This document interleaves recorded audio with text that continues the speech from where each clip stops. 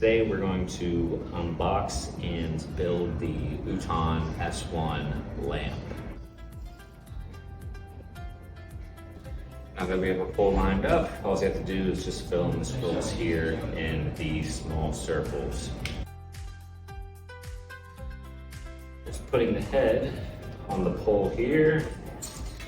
What you want to do is run this wire all throughout the pole.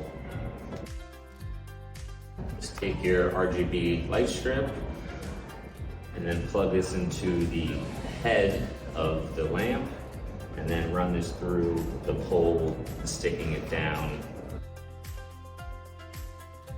And I just want to plug in the tube with the head.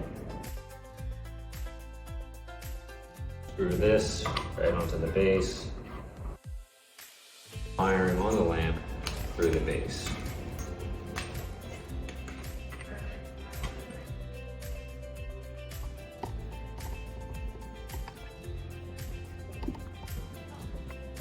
There you have your setup